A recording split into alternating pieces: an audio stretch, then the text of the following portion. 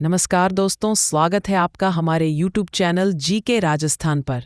आज की इस क्लास में हम बात करने वाले हैं मारवाड़ के राठौड़ वंश के बारे में। हम देखेंगे कि इस वंश की शुरुआत कैसे हुई, इनकी जड़ें कहां से जुड़ी हैं और कहानी को ले चलेंगे उस महान शासक तक जिन्होंने जोधपुर शहर की नींव रखी, यानी राव जोधा तक। तो चलिए देखते हैं कि आज हम क्या क्या कवर करने वाले हैं। सबसे पहले राठौड़ वंश का एक छोटा सा परिचय लेंगे, फिर देखेंगे कि मारवाड़ में इनकी स्थापना कैसे हुई राव सिंह के जरिए। इसके बाद कुछ शुरुआती शासकों की बात करेंगे, फिर आएगा एक बहुत ही इंटरेस्टिंग मोड़ जब मंडोर राजधानी बनी, और आखिर में हम विस्तार से समझेंगे राव जोधा के बारे में जिन्होंने जोधपुर की स्थापना की।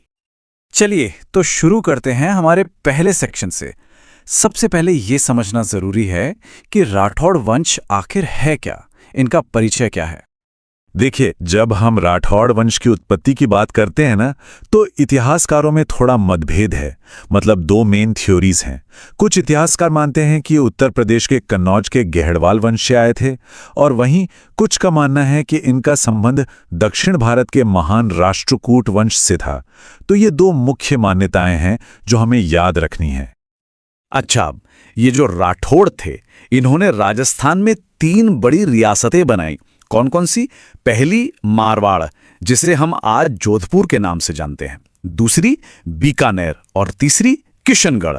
लेकिन आज हमारी पूरी चर्चा का जो केंद्र रहेगा वो होगी मारवाड़ रियासत, क्योंकि यही इनकी सबसे पुरानी और सबसे ताकतवर रियासत थी। अब मारवाड़ या जोधपुर के इतिहास की बात करें तो दो चीजें बिल्कुल दिमाग में बिठा लीजिए। पहला, यहां किस वंश का शासन था? राठौड़ वंश का। और दूसरा, ये उस समय राजस्थान की सबसे बड़ी रियासत हुआ करती थी। ये दो फैक्ट्स बहुत इंपॉर्टेंट है। तो चलिए अब कहानी को मारवाड़ की धरती पर ले आते हैं। बात करते हैं उस शख्स की जिसने यहां राठौड़ वंश की नींव रखी, यानी राव सिंह की। तो बात है सन 1240 ईस्वी की। राव सिंह, जो कि कन्नौज के पास बदायूं से आए थे, वो मारवाड़ आते हैं। क्यों आते हैं? यहाँ के पालीवाल ब्राह्मणों की मदद करने के लिए। उन्होंने यहाँ आकर बाड़मेर में एक जगह है खेड़, उसको अपनी पहली राजधानी बनाया। बस यहीं से मारवाड़ में राठौड़ राज की शुरुआत हो जाती है। और आज भी पाली के बिठू गांव में इनकी छतरी बनी हुई है जो इस घटना की याद दिलाती है। तो राव सिंह ने तो नींव डाल दी, लेकिन इस इमारत को मजबूत करने का काम किया उनके बाद आने वाले शासकों ने। तो चलिए अब कुछ और शुरुआती शासकों के बारे में जानते हैं। देखिए, हर राजवंश की एक कुल देवी होती हैं, है ना? मतलब एक देवी जिन्हें पूरा वंश पूजता है। तो राठौड़ों की कुलदेवी कौन है? नागणेची माता। और इनकी मूर्ति मारवाड़ में कौन लेकर आया? ये थे धुहड़। वो इसे कर्नाटक से लाए थे और बाड़मेर के नागाणा गांव में स्थापित किया। ये पॉइंट एग्जाम के लिए बहुत जरूरी है, याद रखिएगा। अब एक बहुत ही खास शासक हुए, राव मल्लीनाथ। इनकी खासियत ये थी कि एक राजा होने के साथ साथ एक लोक देवता भी बन गए। अपनी रानी रूपा दे से प्रभावित होकर ये संत बन गए थे। इनका प्रभाव इतना ज्यादा था कि आज भी बाड़मेर का इलाका इनके नाम पर मालानी कहलाता है। लेकिन ये सिर्फ संत ही नहीं थे, एक जबरदस्त योद्धा भी थे। इन्होंने मालवा की 13 सैनिक टुकड़ियों को एक साथ हराया था। तो अभी तक तो राठौड़ अपनी शक्ति धीरे धीरे बढ़ा रहे थे, लेकिन अब कहानी में एक बड़ा टर्निंग पॉइंट आता है, और ये आता है राव चुंडा के समय, जब उन्हें एक नई और बहुत ही मजबूत राजधानी मिलती है, मंडोर। सबसे मजेदार बात यह है कि मंडोर का किला राठौड़ों ने लड़कर नहीं जीता, ये उन्हें दहेज में मिला था। हुआ ये कि इंदा प्रतिहारों ने अपनी बेटी की शादी राव चुंडा से की और मंडोर उन्हें दहेज में दे दिया। ये एक बहुत बड़ी पॉलिटिकल जीत थी। इसी दौर में राव चुंडा की एक रानी थी, चांद कंवर, जिन्होंने जोधपुर में चांद बावड़ी बनवाई, जो आज भी मौजूद है। लेकिन जैसा कि अक्सर होता है, राजगद्दी को लेकर परिवार में ही झगड़ा हो गया। राव चुंडा ने अपने बड़े बेटे रणमल को राजा ना बनाकर छोटे बेटे कान्हा को बना दिया। अब रणमल अपना हक ऐसे तो नहीं छोड़ते। उन्होंने मेवाड़ से मदद ली और फिर जाके वो मारवाड़ के शासक बन पाए। चलिए अब आते हैं इस वंश के सबसे प्रतापी शासकों में से एक पर, एक ऐसा राजा जिसने राठौड़ों की किस्मत बदल दी। हम बात कर रहे हैं जोधपुर के संस्थापक राव जोधा की। राव जोधा का नाम आते ही दो चीजें तुरंत याद आनी चाहिए। पहली, सन 1459 में जोधपुर शहर की स्थापना, उन्होंने इसे अपनी नई राजधानी बनाया। और दूसरी, इसी शहर में मेहरानगढ़ किले का निर्माण। ये वही किला है जिसकी नींव लोकदेवी करणी माता ने अपने हाथों से रखी थी। ये दोनों ही फैक्ट्स बहुत ही ज्यादा महत्वपूर्ण हैं। तो जोधपुर शहर और किला तो उन्होंने बना दिया, लेकिन उसे सुरक्षित रखना भी तो जरूरी था, और राव जोधा इसमें भी माहिर थे। उन्होंने दिल्ली के सुल्तान बहलोल लोदी की सेना को हराया। इससे साबित हो गया कि वो सिर्फ एक निर्माता नहीं बल्कि एक ताकतवर शासक भी हैं। इसी समय उनकी रानी जज़्मा दे ने रानी सर तालाब भी बनवाया था। देखिए, राव जोधा कितने बड़े शासक थे, इसका अंदाजा आप इसी बात से लगा सकते हैं कि जाने माने इतिहासकार गौरीशंकर हीराचंद ओझा ने उन्हें क्या कहा है।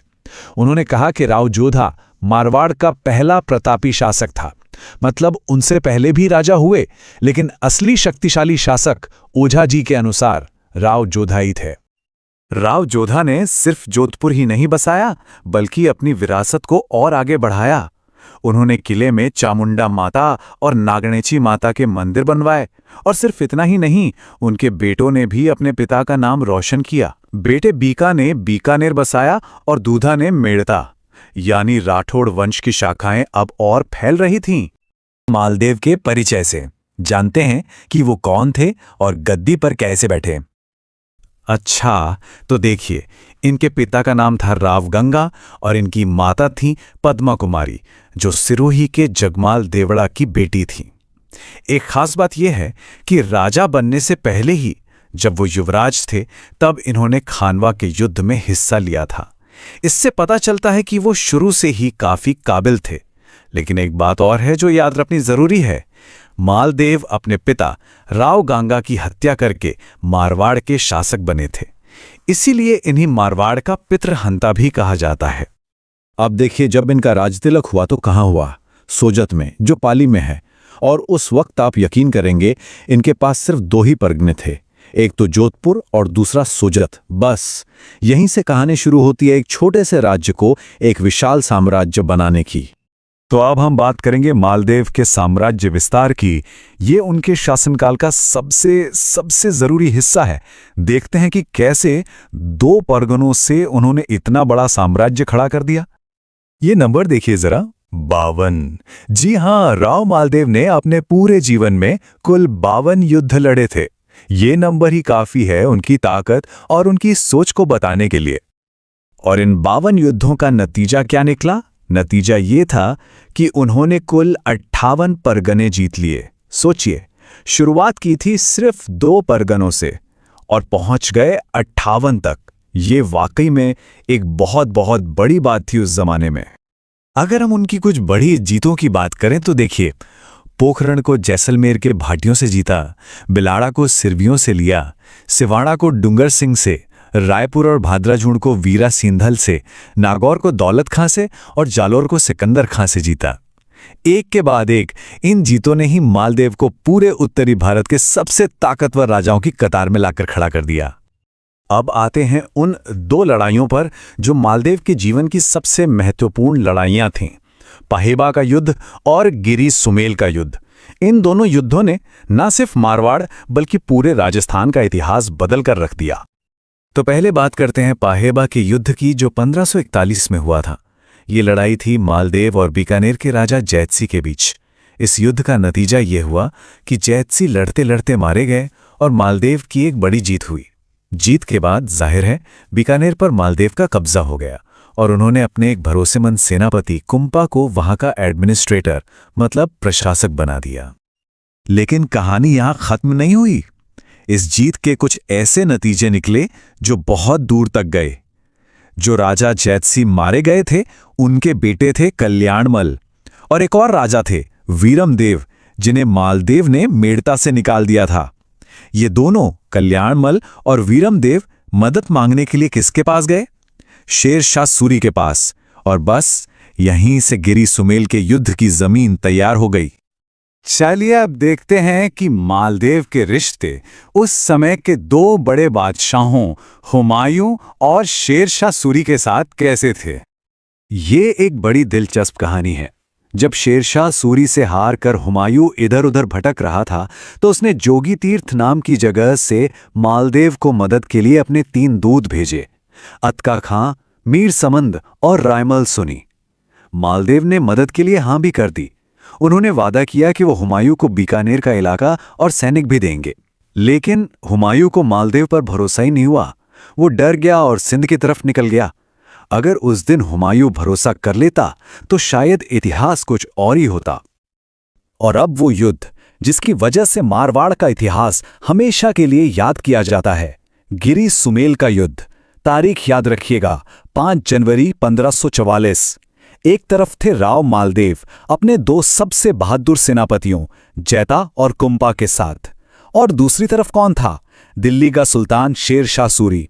और शेर शाह सूरी अकेला नहीं था, उसके साथ थे मालदेव के दुश्मन बीकानेर के कल्याणमल और मेड़ता के वीरमदेव। अब इस युद्ध में शेर शाह सूरी ने सीधे सीधे लड़ने के बजाय एक चाल चली। उसने क्या किया? उसने नकली चिट्ठियां लिखवाकर मालदेव के कैंप में फेंकवा दी, जिसमें ऐसा दिखाया गया कि जैता और कुंपा उससे मिले हुए हैं। मालदेव इस धोखे में आ गए और उन्हें अपने ही सेनापतियों पर शक हो गया। वो गुस्से में युद्ध का मैदान छोड़कर जोधपुर वापस चले गए। लेकिन जैता और कुंपा, उन्होंने कहा कि हम पर लगा ये दाग धोकर ही रहेंगे, और उन्होंने अपनी छोटी सी टुकड़ी के साथ ही शेरशाह की विशाल सेना से लोहा लिया। जैता और कुंपा इतनी बहादुरी से लड़े कि एक वक्त तो ऐसा लगा कि शेर शाह सूरी युद्ध हार जाएगा।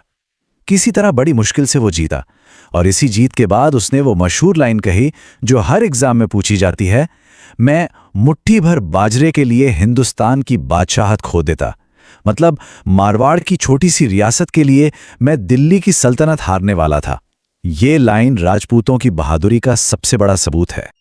अच्छा, तो युद्ध के बाद क्या हुआ?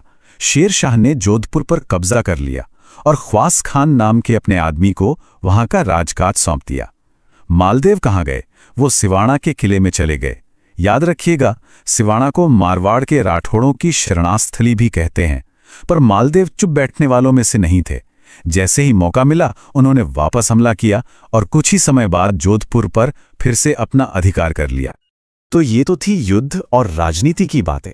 चलिए अब जरा मालदेव के व्यक्तिगत जीवन, उनके दरबार में कौन कौन से विद्वान थे और उन्होंने क्या क्या बनवाया, इस पर भी एक नजर डालते हैं। मालदेव की एक रानी थी, उमादे। वो जैसलमेर के राजा लूणकरण भाटी की बेटी थी। इतिहास में वो रूठी रानी के नाम से बहुत मशहूर हैं। हुआ ये कि शादी की पहली रात ही भारमली नाम की एक दासी की वजह से वो मालदेव से इतनी नाराज हुईं कि फिर पूरी जिंदगी उनसे रूठी ही रहीं। उन्होंने अपना बाकी का जीवन अजमेर के तारागढ़ किले में और केलवा में बिताया, लेकिन वापस मालदेव के पास नहीं गई। मालदेव सिर्फ एक योद्धा ही नहीं थे, वो कला और साहित्य को भी बहुत मानते थे। उनके दरबार में बड़े बड़े विद्वान थे, जैसे आशानंद जी, जिन्होंने उमादे भटियाणी कवित और बाघा भारमली दुहा जैसी किताबें लिखी। एक और बहुत बड़े विद्वान थे ईसरदास जी। उनकी लिखी हुई हाला झालारी कुंडालिया, देवयान और हरिरस बहुत ही प्रसिद्ध रचनाएं हैं। अब बात करते हैं उनके निर्माण कार्यों की। उन्होंने जोधपुर शहर के चारों तरफ एक मजबूत दीवार यानी परकोटा बनवाया। इसके अलावा सोजत, पोकरण, रियां और मेड़ता में किले भी बनवाए। उनकी एक और रानी थी, स्वरूप दे। उन्होंने जोधपुर में एक तालाब बनवाया था जिसका नाम है स्वरूप सागर तालाब, जिसे लोग बहुजीरो तालाब भी कहते हैं। चलिए अब हम अपने इस टॉपिक के आखिरी हिस्से पर पहुंच गए हैं। यहां हम देखेंगे कि मालदेव को कौन कौन सी उपाधियां मिली और उन्होंने अपने बाद राजा किसे बनाया, जो उनका एक बहुत ही बड़ा फैसला था।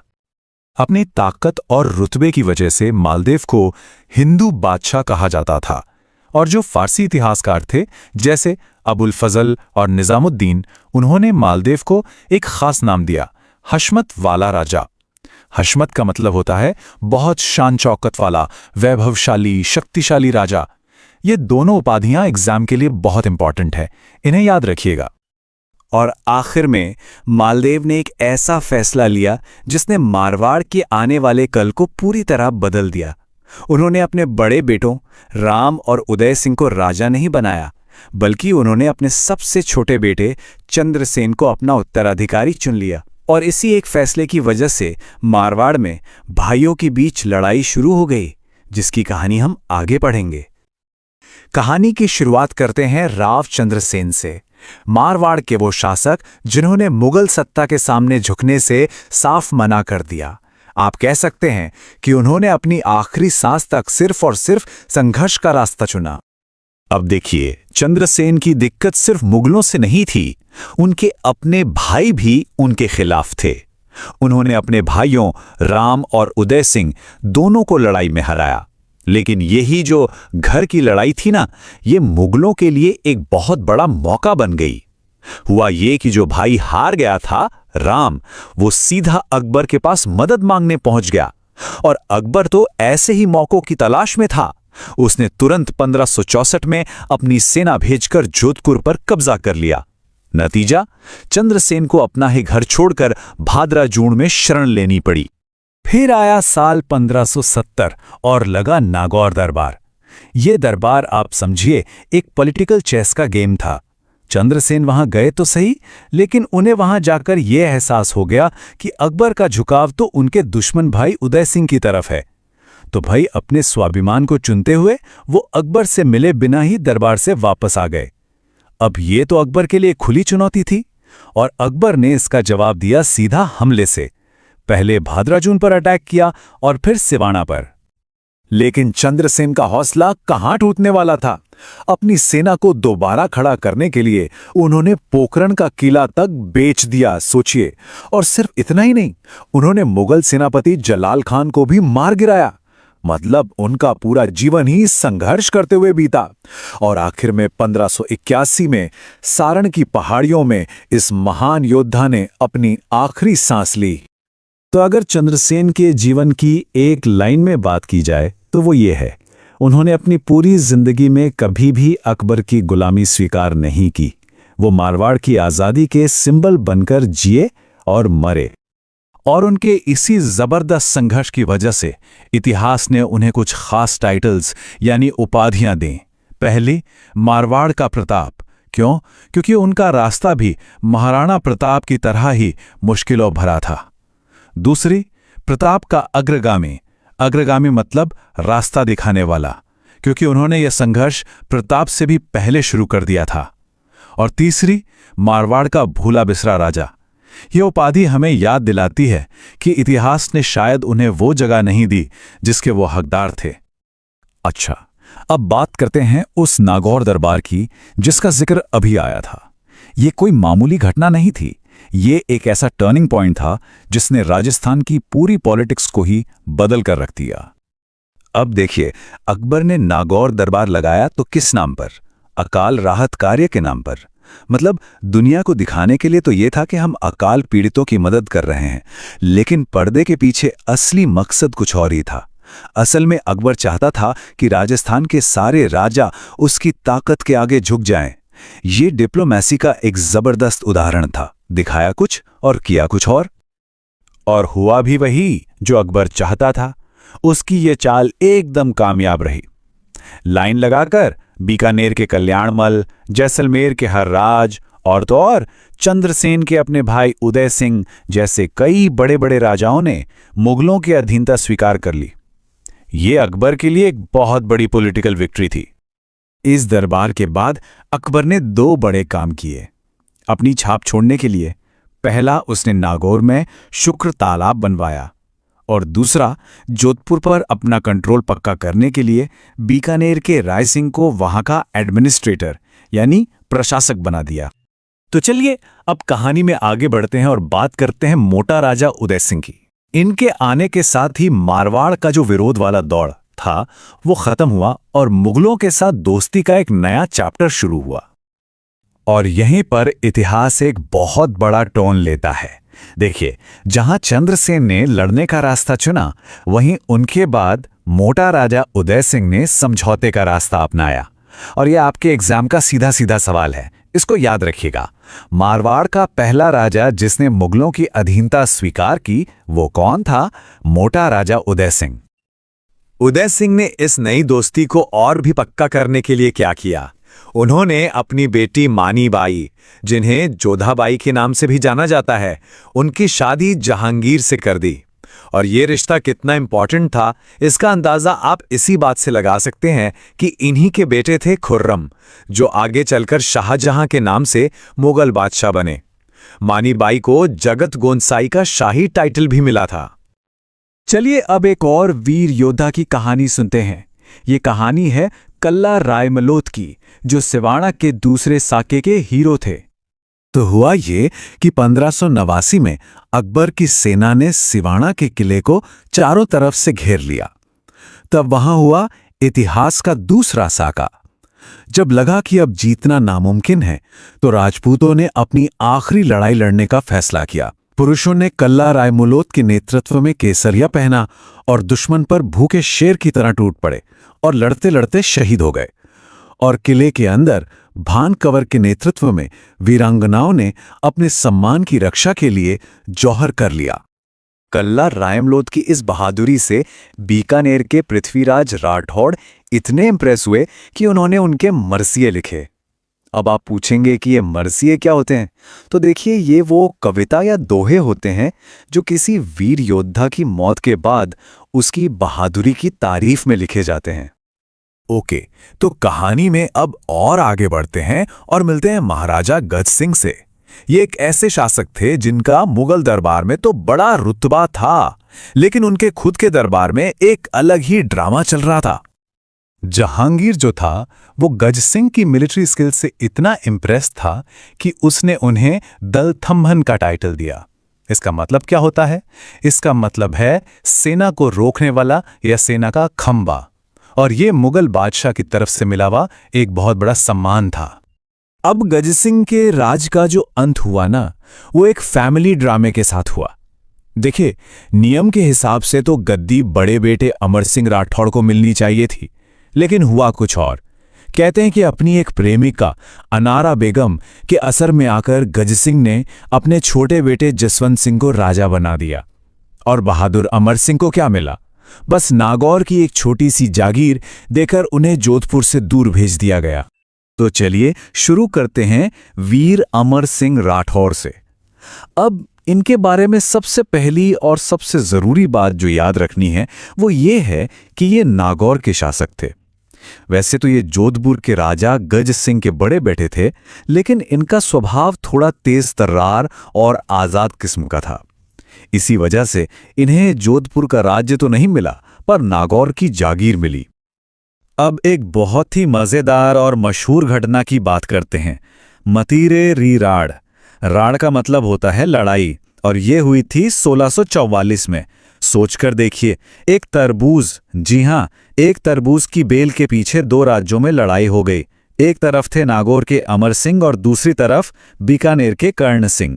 हुआ यूं कि तरबूज की बेल तो लगी थी बीकानेर के खेत में, पर उसका फल जाकर लगा नागौर की सीमा में। बस इसी बात पर जंग छिड़ गई और आखिर में हुआ ये कि कर्ण सिंह जीत गए और अमर सिंह की हार हुई। अब यहां से एक बहुत इंपॉर्टेंट सवाल बनता है जो परीक्षा में सीधा सीधा आ सकता है। सवाल ये होगा कि भाई इस मतीरेरी राड़ की जानकारी हमें कहां से मिलती है? तो इसका जवाब एकदम याद कर लीजिए। ये जानकारी मिलती है काशी छंगाणी की किताब छत्रपति रासो से। जैसा कि मैंने बताया, अमर सिंह अपने स्वाभिमान और गुस्से के लिए बहुत मशहूर थे, और इसका सबसे बड़ा सबूत मिला शाहजहां के दरबार में। हुआ ये कि दरबार में मीर बख्शी सलावत खां ने उन्हें गवार कह दिया। बस अमर सिंह को यह अपमान बर्दाश्त नहीं हुआ। उन्होंने अपनी कटार निकाली और भरे दरबार में सलावत खां को वहीं ढेर कर दिया। सोचिए कितनी बड़ी बात थी ये। लेकिन इस घटना के बाद उन्हीं के साले अर्जुन सिंह गौड़ ने धोखे से उनकी हत्या कर दी। भरे दरबार में अपनी कटार से इस तरह इंसाफ करने की वजह से और कटार चलाने में उनकी जो महारत थी, उसके कारण अमर सिंह राठौड़ को एक उपाधि दी गई, कटार का धनी। इसका मतलब होता है कटार का मालिक या स्वामी। और हां, ये उपाधियां परीक्षा में खूब पूछी जाती हैं, तो इसे जरूर याद रखना है। अच्छा, अब उनकी विरासत की बात कर लेते हैं। पहली चीज, नागौर में आज भी उनकी 16 खम्भों वाली एक बहुत सुंदर छतरी बनी हुई है। दूसरी चीज, और ये काफी दिलचस्प है, आगरा के किले का एक दरवाजा है, बुखारा दरवाजा। उसे आज अमर सिंह दरवाजा कहते हैं। पता है क्यों? क्योंकि उनकी मौत के बाद शाहजहां ने गुस्से में इस दरवाजे को हमेशा के लिए बंद करवा दिया था। फिर बहुत सालों बाद 1809 में एक अंग्रेज अफसर जॉर्ज स्टील ने इसे दोबारा खुलवाया। चलिए अब अमर सिंह राठौड़ के बाद आगे बढ़ते हैं मारवाड़ के दूसरे महान शासक महाराजा जसवंत सिंह की तरफ। इनका शासनकाल था 1638 से 1678 तक, और इनका जो पूरा दौर था ना, वो मुगलों के बीच चल रही गद्दी की लड़ाई से बहुत ज्यादा जुड़ा हुआ था, जिसमें इनकी भी एक बहुत बड़ी भूमिका थी। इनके समय का एक बहुत ही बड़ा युद्ध है धर्मत का युद्ध, जो 1658 में हुआ। ये लड़ाई असल में शाहजहां के बेटों के बीच गद्दी के लिए थी। एक तरफ था शाहजहां का बड़ा बेटा दारा शिकोह, जिसका साथ दे रहे थे जसवंत सिंह और कासिम खां, क्योंकि वही असली वारिस था। और दूसरी तरफ थे उसके बागी भाई औरंगजेब और मुराद। लेकिन इस युद्ध में एक बहुत बड़ा धोखा हो गया। दारा शिकोह का जो सेनापति था कासिम खां, वो ऐन मौके पर औरंगजेब से जा मिला। इस धोखे की वजह से जसवंत सिंह की सेना कमजोर पड़ गई। वो बुरी तरह घायल हुए और उन्हें जोधपुर लौटना पड़ा। पर कहानी का असली मोड़ तो अब आता है। जब वो घायल होकर जोधपुर पहुंचे तो उनकी रानी हाडी रानी जसवंत दे ने किले के दरवाजे ही बंद कर दिए। उन्होंने कहा कि राजपूत या तो जीत कर लौटता है या रणभूमि में मरता है, हार कर नहीं। ये राजपूती शान का एक जबरदस्त किस्सा है। बाद में जब औरंगजेब बादशाह बना तो वो जसवंत सिंह की ताकत को अच्छे से जानता था। तो उसने क्या किया? उसने उन्हें दिल्ली से दूर रखने के लिए अलग अलग मिशन पर भेजना शुरू कर दिया। जैसे 1662 में उन्हें दक्षिण भारत भेजा, फिर 1673 में उन्हें काबुल का गवर्नर बना दिया, और आखिर में 1678 में अफगानिस्तान के जमरूद में ही उनकी मृत्यु हो गई। जब जसवंत सिंह की मौत की खबर औरंगजेब को मिली तो उसने एक बहुत मशहूर बात कही, आज कूफ का दरवाजा टूट गया। अब ये कूफ क्या है? कूफ का मतलब होता है धर्म का विरोध। तो औरंगजेब के कहने का मतलब ये था कि आज मेरी धार्मिक नीतियों का विरोध करने वाला सबसे बड़ा दुश्मन खत्म हो गया। इससे आप अंदाजा लगा सकते हैं कि औरंगजेब के लिए जसवंत सिंह कितनी बड़ी चुनौती थे। लेकिन जसवंत सिंह सिर्फ एक योद्धा ही नहीं थे, वो साहित्य और कला के भी बहुत बड़े जानकार और संरक्षक थे। तो चलिए अब उनके इसी सांस्कृतिक योगदान को देखते हैं, जहां से परीक्षा में सवाल बनते ही बनते हैं। उन्होंने खुद भी कई किताबें लिखीं। ये 4 नाम तो एकदम रट लेने हैं: आनंद विलास, भाषाभूषण, प्रबोध चंद्रोदय और अपरोक्ष सिद्धांतसार। इनमें से भी जो भाषाभूषण है वो सबसे ज्यादा मशहूर है। ये भी याद रखिएगा कि ये किताब अलंकारों के ऊपर है और परीक्षा में इस पर अलग से सवाल आ सकता है। अब बात करते हैं जसवंत सिंह के दरबारी विद्वानों की। उनके दरबार में भी एक से बढ़कर एक विद्वान थे, और इन सब में जो सबसे बड़ा नाम है वो है मोहनौत नैणसी का। तो चलिए सबसे पहले इन्हीं के बारे में जानते हैं। मोहनौत नैणसी ने 2 ऐसी कमाल की किताबें लिखी जो आज भी हमारे लिए खजाना है। पहली है नैणसी री ख्यात। इसे राजस्थान की पहली ख्यात यानी पहला व्यवस्थित इतिहास भी माना जाता है। और दूसरी किताब है मारवाड़ रा परगनारी विगत। इस किताब को मारवाड़ का गजेटियर भी कहते हैं। क्यों? क्योंकि जैसे आज के गजेटियर में किसी इलाके की पूरी जानकारी होती है, वैसे ही इस किताब में उस जमाने के मारवाड़ के हर परगने, हर गांव की पूरी डिटेल है। नैणसी के इसी जबरदस्त काम को देखकर मुंशी देवी प्रसाद ने उन्हें एक बहुत बड़ी उपाधि दी, राजपुताने का अबुल फजल। अब ये क्यों कहा? क्योंकि जैसा काम अकबर के लिए अबुल फजल ने किया था, वैसा ही काम नैणसी ने राजपुताना के इतिहास के लिए किया। यह उपाधि बहुत बहुत इंपॉर्टेंट है परीक्षा के लिए, इसको जरूर याद रखिएगा। अच्छा, नैणसी के अलावा 2 और विद्वानों के नाम और उनकी रचनाएं देख लेते हैं। पहले हैं नरहरि दास, जिनकी रचना है अवतार चरित्र, और दूसरे हैं कवि नवीन, जिनकी रचना है नेह निधान। ये टेबल आपकी मदद करेगी इसे याद रखने में। तो चलिए अब आखिर में जसवंत सिंह के समय में हुए कुछ और जरूरी निर्माण कार्यों पर भी नजर डाल लेते हैं। देखिए, उन्होंने महाराष्ट्र में जसवंतपुरा नाम का एक नगर बसाया। इसके अलावा जोधपुर में अनार के बगीचे भी लगवाए। यही नहीं, उनकी रानियों ने भी निर्माण करवाए। जैसे रानी जसवंत दे ने राई का बाग महल बनवाया और एक और रानी अतिरंग दे ने जान सादर तालाब बनवाया, जिसे शेखावत जी का तालाब भी कहते हैं। महाराजा जसवंत सिंह की मृत्यु हो चुकी थी और पूरे राज्य पर एक अनिश्चितता का बादल मंडरा रहा था। और इस पूरे संकट के केंद्र में थे उनके बेटे, जिनके कंधों पर मारवाड़ का भविष्य टिका था। और यहीं से उस लंबे संघर्ष की नींव पड़ी। तो सबसे पहले बात करते हैं जसवंत सिंह के बहुत ही वीर बेटे पृथ्वी सिंह की। उनकी बहादुरी के चर्चे इतने थे कि कहा जाता है कि उन्होंने एक शेर से भी लड़ाई की थी। लेकिन आप देखिए, उनकी यही बहादुरी उनकी दुश्मन बन गई। मुगल बादशाह औरंगजेब उनकी इस बढ़ती हुई ताकत से डर गया, इतना डर गया कि उसने एक साजिश रची और उन्हें जहरीले कपड़े भेजकर मरवा दिया। ये मारवाड़ के भविष्य पर पहला और सीधा हमला था। पृथ्वी सिंह के बाद अब मारवाड़ के वारिस के तौर पर 2 मासूम राजकुमार बचे थे, अजीत सिंह और दलथंभन। दोनों ही अभी बहुत छोटे थे। औरंगजेब ने सोचा, इससे अच्छा मौका और क्या होगा। उसने फौरन इन दोनों राजकुमारों को दिल्ली में रूप सिंह राठौर की हवेली में कैद यानी नजरबंद कर दिया। इस एक कदम ने मारवाड़ के आत्मसम्मान को सीधी चुनौती दी और यहीं से वो संघर्ष शुरू हुआ जो अगले 30 सालों तक चलने वाला था। तो अब आता है कहानी का सबसे मुख्य हिस्सा, अजीत सिंह का संघर्ष। ये मारवाड़ के भविष्य को बचाने की कहानी है। एक छोटे से राजकुमार को मुगलों की कैद से छुड़ाकर वापस लाने की कहानी। अब ये काम तो लगभग नामुमकिन लग रहा था, है ना? लेकिन मारवाड़ के कुछ जांबाज और वफादार लोगों ने ये जिम्मेदारी अपने सिर पर उठाई। दुर्गादास राठौड़, मुकुंददास खींची और गौराधाई जैसे वीरों ने अपनी जान की जरा भी परवाह नहीं की और नन्हे अजीत सिंह को दिल्ली के कड़े पहरे से निकालकर सुरक्षित मारवाड़ पहुंचाया।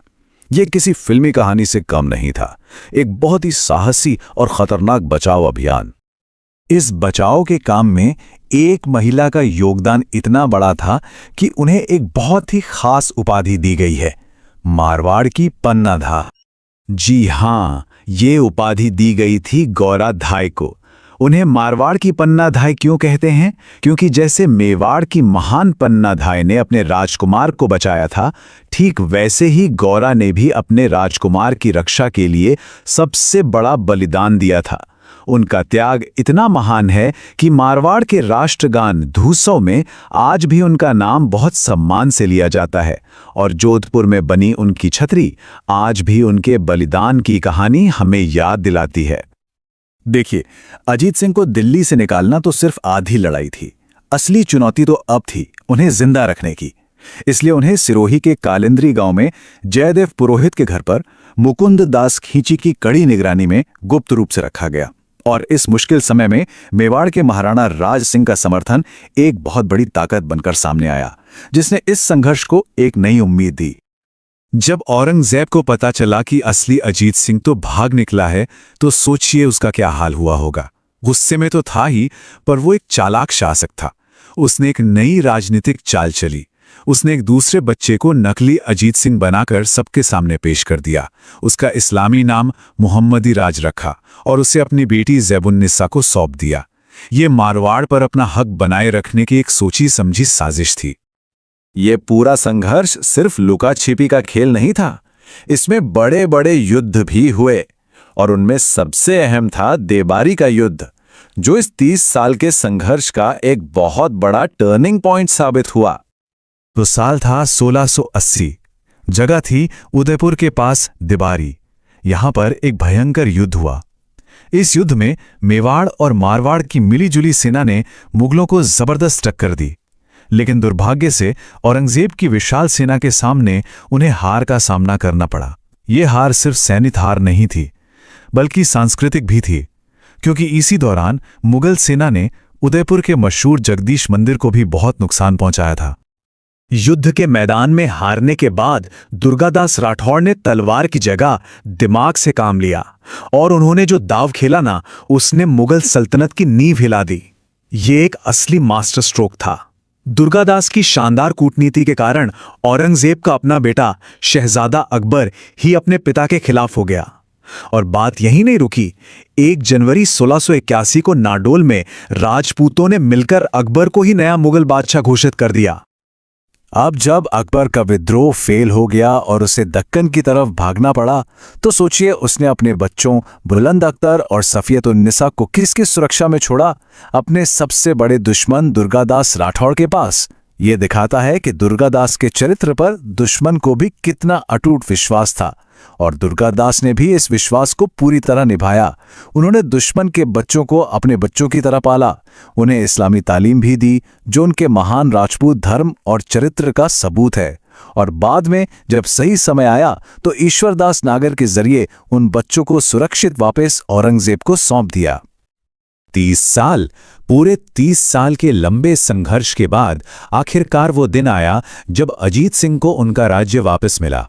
लेकिन उनके शासनकाल की कहानी में जीत के साथ साथ एक बहुत बड़ा विश्वासघात भी शामिल था। देखिए, 1707 में औरंगजेब की मौत हो गई, जिससे मुगल साम्राज्य कमजोर पड़ गया। इस मौके का फायदा उठाते हुए 1708 में हुए दिबारी समझौते के बाद अजीत सिंह ने आखिरकार अपनी पैतृक राजधानी जोधपुर पर कब्जा कर लिया। उन्होंने वहां मौजूद मुगल सेनापति जफर कुली को हराकर मारवाड़ की धरती से मुगल शासन को खत्म कर दिया।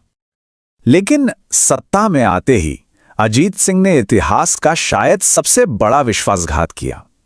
उन्होंने उसी वीर दुर्गादास राठौड़ को राज्य से निकाल दिया, जिस इंसान ने अपनी जिंदगी के 30 कीमती साल सिर्फ उन्हें राजा बनाने के लिए लगा दिए थे। सोच कर देखिए, ये एक ऐसा फैसला था जिसकी किसी ने कल्पना भी नहीं की थी। अजीत सिंह का पूरा शासनकाल ही ऐसी विडंबनाओं से भरा हुआ है। उन्होंने अपनी बेटी इंद्र कंवर की शादी मुगल बादशाह फर्रुखसियर से की, और ये किसी हिंदू राजकुमारी की किसी मुगल बादशाह से आखिरी ऐतिहासिक शादी थी। लेकिन जिस तरह उन्होंने अपने सबसे बड़े रक्षक को धोखा दिया, उसी तरह उनका अंत भी धोखे से ही हुआ। उनकी हत्या किसी और ने नहीं, बल्कि उनके अपने ही बेटे बख्त सिंह ने कर दी। इस पूरी कहानी का, इस 30 साल के संघर्ष का अगर कोई एक असली नायक था, तो वो थे वीर दुर्गादास राठौड़। तो चलिए अब उनकी विरासत और उनके बारे में वो जरूरी बातें जानते हैं जो परीक्षा के लिए बहुत ही महत्वपूर्ण हैं। ठीक है, तो ये कुछ मुख्य बातें हैं जो आपको बिल्कुल याद रखनी है। दुर्गादास राठौड़ का जन्म जोधपुर के सालवा गांव में हुआ था। उनके पिता का नाम आस्करण और माता का नाम नेत कंवर था। और उनके पिता ने उन्हें कौन सी जागीर दी थी? लुणेवा की जागीर। इन सभी पॉइंट्स को अच्छे से नोट कर लीजिए।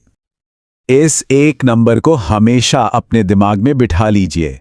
30। दुर्गादास राठौड़ ने अजीत सिंह को राजा बनाने के लिए मुगलों के खिलाफ पूरे 30 वर्षों तक, यानी 1678 से 1708 तक संघर्ष किया, और इसी को राठौड़ों का 30 वर्षीय संघर्ष कहा जाता है। जिस मारवाड़ के लिए उन्होंने अपना सब कुछ कुर्बान कर दिया, उसी मारवाड़ से निकाले जाने के बाद दुर्गादास ने मेवाड़ में शरण ली। वहां के महाराणा संग्राम सिंह द्वितीय ने उनकी महानता को पहचाना और उन्हें पूरे सम्मान के साथ रामपुरा का हाकिम बनाया। इस महान योद्धा ने अपना आखिरी समय उज्जैन में बिताया और वहीं उनकी मृत्यु हो गई।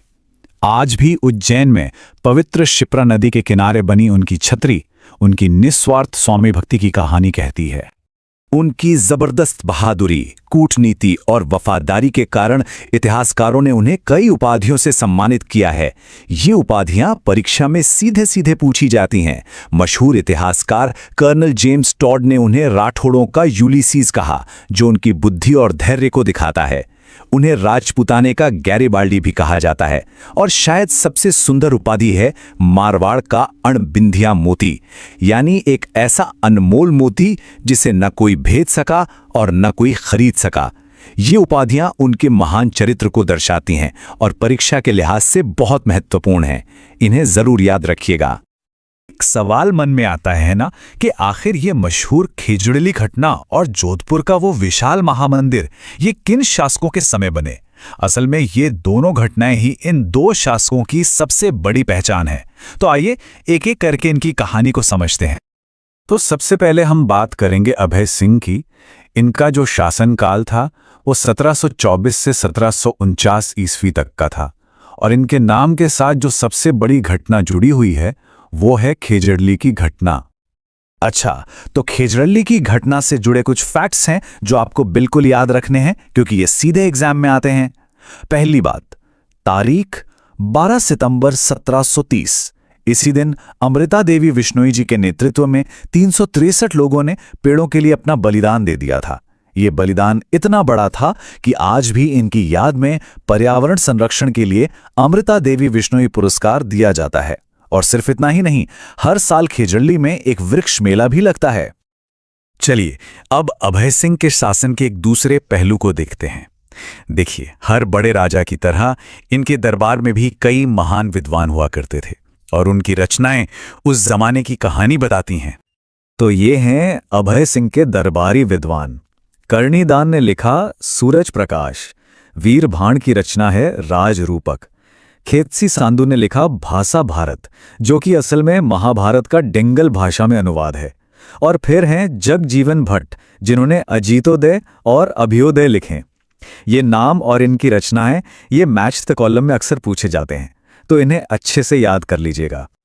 तो एक बहुत ही जरूरी बात, जो कर्णीदान की सूरज प्रकाश और वीर भाण की राजरूपक हैं, ये सिर्फ कविता या कहानियां नहीं है। इनसे हमें अभय सिंह के समय हुए एक बहुत बड़े युद्ध, अहमदाबाद युद्ध के बारे में सारी जानकारी मिलती है। और इन्हीं किताबों से हमें यह भी पता चलता है कि उस युद्ध में हुआ क्या था। तो हुआ ये था कि इस युद्ध में अभय सिंह ने गुजरात के सर बुलंद खान को हराया था। ये उनकी एक बहुत बड़ी जीत थी। चलिए अब अभय सिंह के बाद बात करते हैं हमारे अगले शासक मान सिंह की। इनका समय था 1803 से 1843 ईस्वी तक का। आइए पहले इनके बारे में कुछ बेसिक बातें जान लेते हैं। मान सिंह की कहानी तो एक भविष्यवाणी से शुरू होती है। जब वो जालौर में थे तो देवनाथ नाम के एक गुरु ने भविष्यवाणी की थी कि मान सिंह राजा बनेंगे, और जब ये बात सच हो गई तो मान सिंह ने अपनी श्रद्धा दिखाने के लिए नाथ संप्रदाय के लिए जोधपुर में प्रसिद्ध महामंदिर और उदय मंदिर का निर्माण करवाया। अब एक नजर डालते हैं मान सिंह के कुछ और जरूरी कामों पर, जिनसे एक शासक के तौर पर उनकी पहचान और भी ज्यादा मजबूत होती है। मान सिंह सिर्फ एक राजा नहीं थे, बल्कि वो खुद भी एक विद्वान थे। उन्होंने नाथ संप्रदाय के ऊपर नाथ चरित्र नाम की एक किताब लिखी, और साथ ही ज्ञान को बढ़ावा देने के लिए उन्होंने जोधपुर में मान पुस्तक प्रकाश नाम से एक लाइब्रेरी भी बनवाई। उनकी जो धार्मिक आस्था थी वो इतनी गहरी थी कि लोगों ने उन्हें एक खास नाम दे दिया, मारवाड़ का सन्यासी राजा। ये उपाधि अपने आप में ही उनकी पूरी शख्सियत को बयां कर देती है। और हां, परीक्षा के लिए ये पॉइंट बहुत ही जरूरी है। और ये जो धर्म कर्म का माहौल था, ये सिर्फ राजा तक ही नहीं था। उनकी रानी प्रताप कुंवरी ने भी जोधपुर में 3 मंदिर बनवाए थे।